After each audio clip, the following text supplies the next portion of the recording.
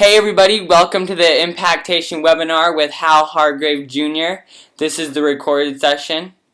Or at least I think it's the recorded session. Is anyone there?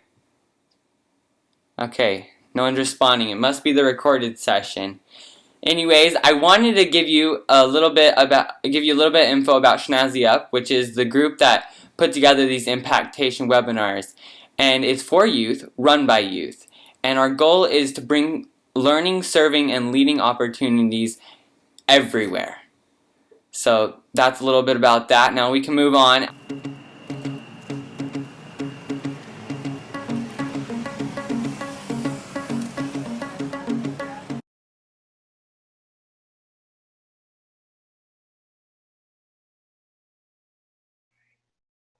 All right. Well, my advice, honestly, I, I was a high schooler once, and I think, having this I don't know, the stigma about me that I had to wake up every morning, I had to be irritated with my mom or my dad or whoever it was, for whatever the reason was, just being a high school kid and being that moody high school kid, you truly lose sight of how important family is. And, I remember early on, as I was, doing a lot of speaking after my injury, people asked me, how can I be less selfish? And I thought to myself, kids don't understand how valuable their attitudes and their actions are towards their parents or towards, anybody they face in a given day. When you wake up out of bed and you leave the house in the morning, now, just by not even a raise of hands, but just think to yourself, how many of you kids today woke up and when you left your house or got dropped up at school, how many of you told your significant other, whether it was your parents or your grandparents, whoever dropped you off, that you loved them? I mean, if you just think about that for a second, because when I was a younger kid and, oftentimes, I never said that to my parents, just something that simple. And you have to realize and understand how far that goes with them, how much it means to them. Just a simple I love you, or just kind of telling them how much they truly mean to you, and just being how grateful for you are for them. And, I don't know how much advice this really is, but I guess what I'm trying to say is let others around you know what their worth is to you, what their value is in your life, because oftentimes we don't say those things until they're too late, and we don't have the chance to say them at that point. And I think now more than ever, you know, I'm 7 years out of high school. There isn't a day that goes by that I leave the house that I don't tell my mom or my dad that now. And it's because I know in a split second I could be gone, or they could be gone. And I think basically what I'm trying to say is live life to its fullest. You know, there's a lot of things out there in high school that are so tempting, decisions you can and can't make. It's no secret. I mean, it's out there, whether it's the drugs or the alcohol. We all have decisions we can make every day where we're put in certain situations, and it's so easy to say no. It's so easy to make the right decision. But also you do it with an understanding that every decision you make is going to affect and hurt somebody around you if you do the wrong thing.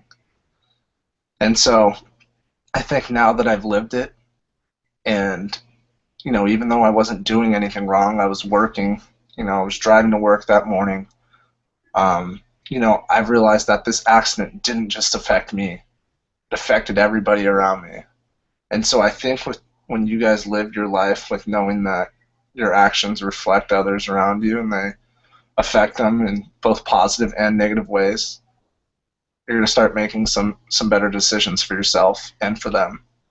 And it doesn't mean that you have to do everything right, but it means you have to learn from everything that you do.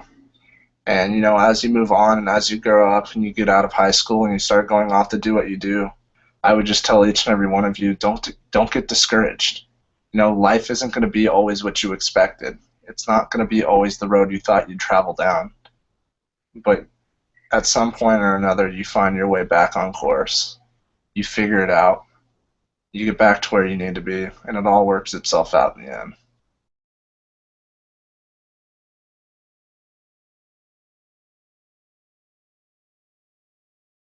I think this applies for just about anything in life beyond just, me going through my predicament that I've been in. And it applied before my accident. It's applied after my accident. I mean, before my accident, I was that young, scrawny kid, played football, played baseball. I was told, oh, you'd never bench press 315 pounds. Well, I mean, as people, we're DNA'd, basically to prove people wrong, to be competitors. And so when I went out and I did that, like, it was like, all right, what more do I have to prove? Like, oh, you're not going to land a backflip on a wakeboard. Okay, well, I went out and I did that.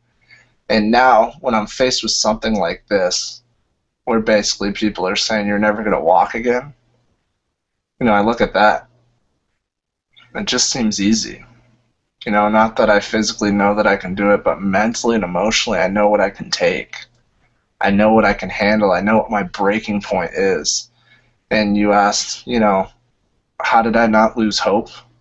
How did I keep my hope up? Well, hope to me is like an acronym, and hope means hold on, pain ends. And for me, I think of hope in that sense that, like, I just continue to hold on. I keep moving forward.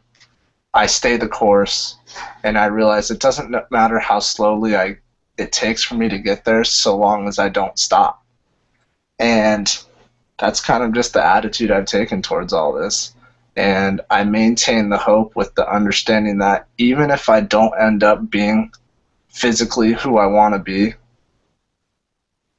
and I've learned a lot along the way, and I'm prideful of who I am, and in a lot of ways you might tell me I'm not able to do something, but I'm able to do something else at the same time. So, I base my life not off success, because success is defined through other people, but I base my life off of my achievements, because achievements are self-instilled. They're goals that I've set for myself, that I've reached and I've obtained. So, I've kind of lived my life off this one quote, and it says, worry more about your character than your reputation. Your character is who you are, and your reputation is merely what others think of you. And basically, I think of that quote every day with understanding, like, at the end of the day, you have to be prideful with who you are, okay with that, and not worry about what other people think about you sometimes, because you know who you truly are, and other people just have their own perceptions of who they think you are. So be prideful of who you are, be confident in who you are, but also don't be cocky in who you are either.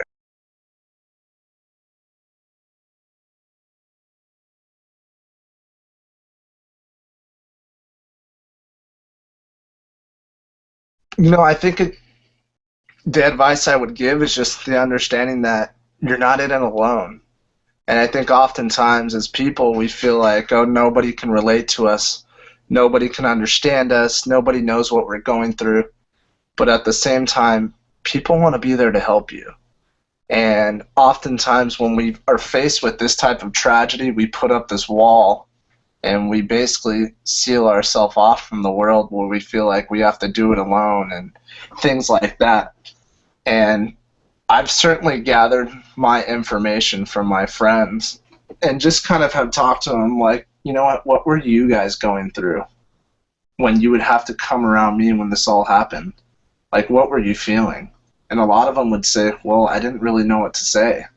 I wanted to help, but I didn't know what to do. I just wanted to be there for you, but I didn't know how to be. And so I guess what I would say to the people that are actually dealing with this and that have people rallying around them that want to help them and want to be supportive, I would say, let those people in. Let them feel like they can help. Because, you see, I'm the type of person, when I got hurt, I'm so stubborn that basically I never wanted to ask for help. And all the people that were wanting to be there for me, that were in the hospital for me, saying, what can I do to help? What can I do to help? And basically I'd steer them away and say, no, I'll do it myself. I had to stop and think for a second, you know what? Maybe I should just let them help. With the understanding that it makes them feel good. It makes them feel like they can make a difference, like they can jump in there and be a part of my recovery. And I've done that to this point now, where I've kind of let people in, I've let my wall down, I've let my guard down. And I'll tell you what, it's a much better feeling now, because I know I can't do it alone.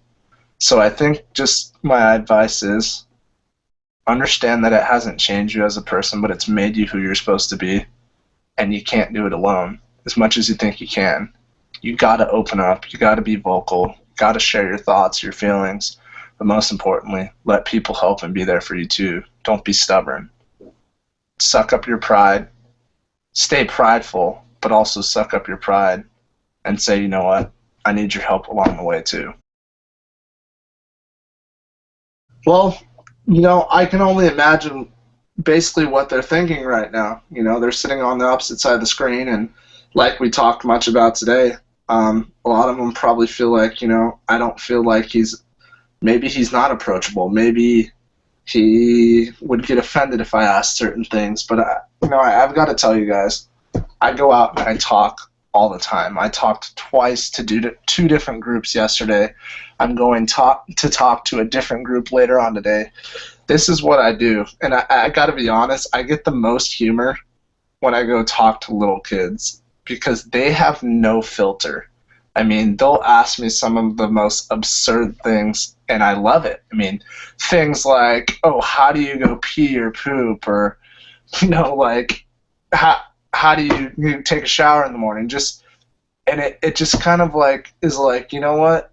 There needs to be more of that in this world where people are just so candid and people just kind of tell you what they're thinking. We're kind of at that phase of our life and that age in our life where we feel like, maybe we got to be a little more politically correct, or maybe he'll get offended if I ask these questions. But I propose this to you guys. Am I any different than any of you? Well, I certainly don't think so. I feel like I'm still me. I feel like I'm one of you guys. Just because I don't have my legs doesn't make me able-bodied. I'm able in many different ways. So I would just propose it to you guys that, you know what, I don't take offense to anything. I'm an open book. I'll tell you anything you want to know. If there's anything you're feeling that maybe you're on the fence about, that you feel like, maybe I shouldn't ask this, maybe I should, ask it to me. I'm going to be honest with you, and don't hold back. Make me feel like I'm human still.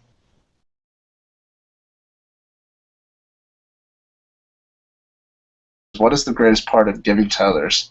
Well, I think we live in a world where so much of our life is about me, me, me. What's in it for me? We do things in life because we expect something in return. And oftentimes we need to start doing things in life out of grace, where we do things in life where we expect nothing in return. We just do it out of the kindness of our heart. And for me, as I was growing up and I was in high school, everything was about me. The grades I was getting for myself, the college I was going to for myself, the degree I wanted to get, all of that started and ended with what was in it for me. Never was it about others. And then once my accident happened and I realized, I needed to pay it forward, that's when life really started. Because I realized I'd rather make a difference and worry more about somebody else's feelings than I would even my own. That's more important to me than anything now. And you asked me what it feels and what the greatest part of giving is. Well, come hang out with me for a day. Come see what it's like when you wheel into my gym that I started here in my hometown. And I wheel into the gym, and we have 40 full-time clients in our program, and over half of them are being sponsored by my foundation. And when I wheel in and I kind of look at that, it just gives me a good feeling to just know that I can still make a difference. Because I thought once my accident happened to me and it took away my physical attributes, I thought that I could never make a difference in somebody else's life again. But I was so wrong. I'm able to change people's lives in both a mental and an emotional way now. And to me, that's far more important than doing anything physical to help somebody than I did before. So, the greatest part of giving, just the smile on those people's faces when I see them. The thanks that they give me. And quite frankly, I couldn't see my life any other way now.